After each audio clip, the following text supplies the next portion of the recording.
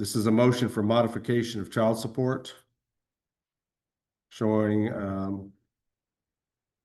I think the request is that Mr. Whitaker's child support be modified at this time. Ms. Hawks, if you could give the court more detail. Yes, Your Honor. So the state filed a motion to modify child support on April 6th of 2026. There's one child in this matter, year of birth 2018. The current order is for $1,024 a month. The parties have a shared placement with mother to pay direct expenses.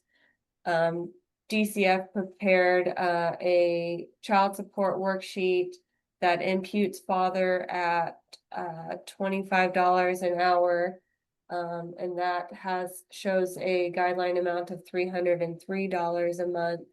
And so at this time, that is what the state is asking for. Is there any objection to that, Mr. Pate? Your Honor, I filed a proposed child support worksheet on April 28th. Excuse me. Sorry about that.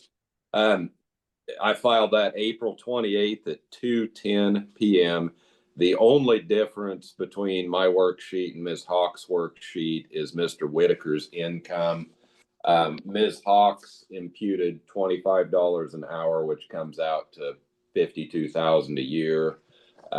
My child support worksheet has Mr. Whitaker at $33,120. He's currently on unemployment, and that's basically his weekly unemployment benefit that's annualized. Why is your client unemployed? I was getting ready to get to that, Your Honor. He was employed at HF Sinclair over in Butler County. The stage is set as we kick off the case for child support modification. The father's financial struggles take center stage, and the audience gets a glimpse into the family's complex situation. The clock starts ticking, and this is just the beginning. The legal drama has only just begun. He lost that job in December. There was a separation agreement that he has signed. He reports to me he's been actively looking for work, and I think that's actually a requirement of receiving unemployment is you've got to provide proof that you're actually looking for work. He's indicated to me that he's put in roughly 30 applications, including at the Wolf Creek Power Plant in Burlington, various auto shops in the Greenwood, Butler County area, at the wind farm down in Howard, just to name a few. Mr. Whitaker wants to work. This is not a situation where he's trying to stay unemployed to get a child support reduction. Yeah, I understand if he could get a job making $25 an hour or $30 an hour or whatever it would be, he would have that job. The reality is the unemployment is his only source of income. And as the court and Ms. Hawks are well aware, the minute he gets employment, he's got an affirmative duty under the child support guidelines to notify everybody of that change in income so that child support can be recalculated. And if he fails to do that, then the court can impose sanctions. So my request would be to adopt my worksheet effective April 28th. And as soon as he gets a job, which is hopefully very soon, he'll notify everybody and we can recalculate it accordingly. Mr. Pate, have you provided Ms. Hawks with documentation of his unemployment income that he's currently receiving? I did, Your Honor. I sent that via email, I believe, on Tuesday or Wednesday, and I can provide that to the court if the court would like to see it. Ms. Hawks, I trust. Here's where the tension rises. The father's lawyer defends his unemployment status, arguing that the reduced income isn't an excuse, but a reality. With 30 job applications sent out and no bites, the stakes are high. This heartfelt plea puts the case on a razor's edge. Will the court buy it? You've had an opportunity to review this documentation and Mr. Pate's proposed child support worksheet. Your position regarding that?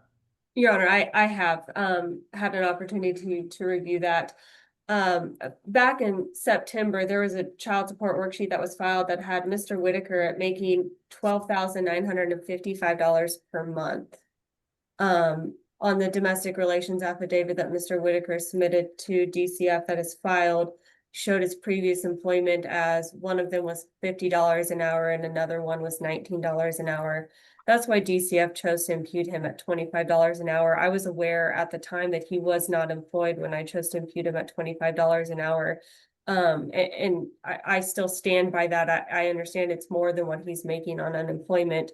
But and that he entered into a separation agreement with that company, but I think he is capable of making more than $25 an hour, and I think it's perfectly reasonable that he be imputed at least $25 an hour for child support purposes.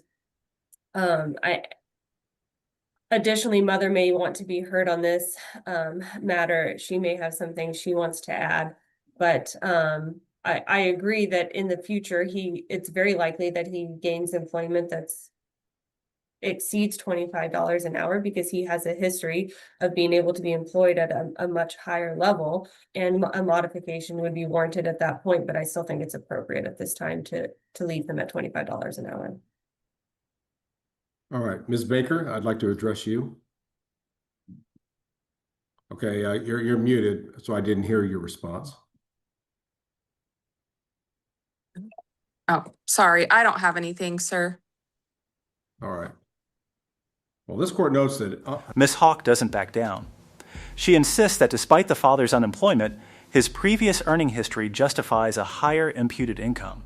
Her determination to maintain the $25 per hour figure adds a layer of legal tension, forcing the judge to consider future possibilities and not just present hardship. Unemployment is just entitled to be a stopgap measure for the short term and not a long-term situation at all. And I certainly share Ms. Hawk's concerns about his potential, but I also wonder what were the circumstances around a separation agreement? Was this some sort of agreement regarding his firing based on some misconduct? There are a number of possible reasons for a separation agreement, but when someone's taking the position, I no longer have my job and therefore you should dramatically reduce my child support income, there's always some suspicion about the circumstances which led to this. However, with that said, the court at this point considers the unemployment to be temporary in nature. This court actually believes that this case should be set for review in the near future, even though this court's going to order that Mr. Pates, upon proper documentation having been provided to Ms. Hawks, that his worksheet be adopted for the short term. We do need to establish what the effective date of that modification would be. What did you propose in your motion, Ms. Hawks? Your Honor, the motion was filed on April 4th, so I would propose May 5th. Or, I'm sorry. I apologize. The motion was filed on April 6th, so I would propose May 1st. Any objection to that, Mr. Pate? Under the state of the law, Your Honor, I believe that's the date it needs to be. Very well, then the modification will be effective May 1st. However, as stated earlier, I believe this case should be set for review. Mr. Whitaker, your expectations about when you're going to become reemployed, I know you don't know with certainty, but if you're diligently looking for work, is there any reason that we shouldn't be able to? The judge steps in with caution. He acknowledges the father's potential, but raises concerns about the circumstances around his job loss. This isn't just about numbers, it's about understanding the bigger picture. The case is far from over, and this review could change everything. Review this case in, say, July? Gosh, I would sure hope not. I mean, I've been unemployed for almost 5 months now, and that's not been my plan at all. I've been applying and been hopeful. At this point, I've been looking at a lot lower income jobs because the ones that I've been applying for to just try to get me back somewhat close to where I was before. I'm not getting any bites on them. I'm getting emails back from them saying that they're taking other applicants or whatever like that. I haven't even got an interview with any of them. So Let me ask you at this point, I'll question. take fast food. What period were you told that you'd be eligible for these benefits? Well, I was denied unemployment for the first several months. I didn't have any income at all until March. And then in the middle of March, I started getting my unemployment. Okay, so There's they a said for certain how long amount. would you be eligible to receive this? They didn't I tell you? don't, Okay, I don't recall. The paperwork says like a year or something like that, but it's got a certain amount that I can only get. I all can right, only make like 10,000 in unemployment or something like that. I'm not sure exactly, all right. Your I'm Honor, going to sorry. set a review hearing on child support. No new motion will be necessary. This is a continuation of the motion to modify filed by Ms. Hawks in the case. The court's entering an interim order here, not a final child support order. So the court's going to have this reviewed on July the 17th. Ms. Hawks, I might have you propose a time. 1:30 would be good, Your Honor, that day. 1:30. That'll work for you, Mr. Pate? Yes, Your Honor. All right, the case will be set for child support review and possible further modification, July 17, 20. The father's frustration is palpable. After months of unemployment, he opens up about applying for jobs at lower income levels, hoping for a break.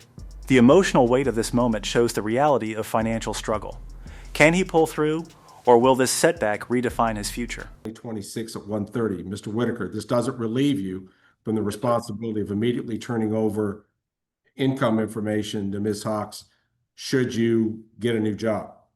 Yes, Your Honor. And Mr. Pate would, I think, will certainly advise you of that. But you'll need to let Mr. Pate and Ms. Hawks know just as soon as you get some documentation of new job and what it pays. Okay? Yes, sir. Then the case will be reviewed in court July 17, 1:30 p.m. All right. Mr. Pate, for the record, I want it restated. What will his child support be as of May 1st? It is 150. And do you have an enforcement fee in Butler County? We do. Okay, I'd need to add the enforcement fee to that 150. Your Honor, this is a 4D case and we are not allowed to use an enforcement fee. Okay. All right. Fair enough. So just 150 then. 150 for the short term. Correct. We will issue an income withholding order to the Kansas Department of Labor, and I would ask for a small amount towards arrears. How much is his arrears currently? Apologize. Let me. It should be nothing because they took my tax return. I'm showing right now, $2,308.08. It may be possible that what Mr. Whitaker is saying may be true, but when that happens, there are sometimes a 6-month hold until that post. So, Your Honor, if we're going to be reviewing this and likely modifying it in 2 months, I would ask we just do current only, 1, so we can get that sorted out, and 2, hopefully. The tension peaks as the judge issues the ruling. While the child support modification is effective May 1st, there's a looming review scheduled for July. This is the final word for now, but everyone knows that a single change in the father's employment status could send this case into a whole new direction. Mr. Whitaker is going to have a lot more disposable income after he finds employment. Okay. Wouldn't he have had some arrearage built up after his tax refund got intercepted? For example, his April child support? I didn't file until April, like 3rd or something like that. So I'm not sure when all that equates out, but somewhere around middle of April was when I got notification from the state and from the IRS that they were taking money out of my tax return for back child support. And I can tell the court, and this was on the documentation I sent Ms. Hawks, there was $292 child support deducted from his unemployment that he received last week. Now, Mr. Whitaker has 2 separate child support cases, so I couldn't tell you which it got applied to, but there had been something withheld. All right. I think your suggestion is sound, Mr. Pate. in light of the fact that this case is set for a relatively prompt review in July, court's not going to add anything on to the income withholding for arrearages at this point. Again, this is a stopgap, a short-term situation.